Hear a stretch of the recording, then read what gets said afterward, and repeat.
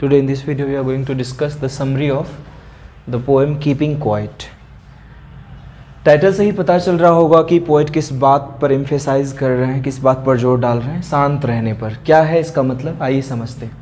Keeping quiet is a beautiful poem composed bye Pablo Neruda. Pablo Neruda के द्वारा जो है लिखा गया एक बहुत ही सुंदर सा पोएम है। इट टेल्स अस अबाउट, यह हमें बताती है द इम्पोर्टेंस ऑफ पीस, शांति के महत्व के बारे में। इट आल्सो डिस्कसेज, यह इस बात पर भी चर्चा करती है कि इस बात पर कि द नेसेसिटी और नीड ऑफ इंट्रोस्पेक्शन। इंट्रोस्पेक्शन मतलब खुद को लेकर या खुद से ही खुद के बारे में सवाल पूछना, जिसको हम लोग चिंतन कह सकते हैं, एक तरह से आत्मचिंतन या आत्ममंथन। तो इंट्रोस्पेक्शन क्यों ज़रूरी है, इस बात पर यह जोर डालता है। कभी कभी ये खास करके ज़रूरी हो जाता है जब आप मैच्योर पर्सन होते हैं, तो कहीं ना कहीं खुद से सवाल करना बेहतर होता है, किसी और से उस सवाल का जवाब ढूंढना। These two things can make our life heavenly। ये दो चीज़ें यानी पीस, जो पहली इंपॉर्टेंस इसमें बताई गई है, पीस का जो महत्व बताया गया है, दूसरा इंट्रोस्पेक्शन, यानी ये दो चीज़ें जो है हमारे लाइफ को हेवनली यानी प्लेजेंट बना सकती है, सुखद बना सकती है। The poet seems worried about, कवि चिंतित लगते हैं, the present situation of the world, दुनिया के स्थिति के बारे में काफ़ी चिंतित लगते हैं।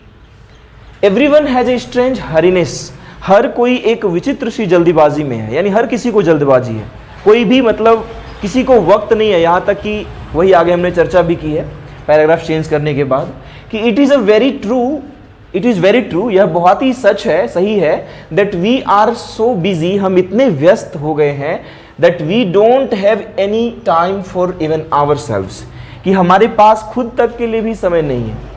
नोबडी नोज देयर पर्पस, किसी को अपना उद्देश्य नहीं पता है, उसे क्या करना है। It is important to examine ourselves, खुद को जांच करना महत्वपूर्ण है, बिकॉज क्योंकि it will make us think about the moral things, क्योंकि यह हमें सोचने पर विवश करेगी मोरल थिंग्स के बारे में, नैतिक चीज़ों के बारे में, कि क्या सही है क्या गलत है। उसी हिसाब से हम अपने फैसले ले सकेंगे। It does not take much time, इसमें ज़्यादा वक्त नहीं लगता, but it makes us aware, लेकिन यह हमें जागरूक कर देता है ऑफ द रियल वर्ल्ड, सच्ची दुनिया से। दिस इज द रीज़न, यही कारण है, दैट द पोएट सेज, कि कवि कहते हैं, count to 12 and keep still, कि 12 तक गिनो और शांत रहो। इसका मतलब ये है कि कुछ पल के लिए, यानी काउंट टू 12 मतलब थोड़े वक्त के लिए शांत हो जाओ, इनएक्टिव हो जाओ और सोचो कि क्या तुम्हारे जीवन का पर्पस है, क्या करना चाहते हो, है ना, ये सब चीज़ें।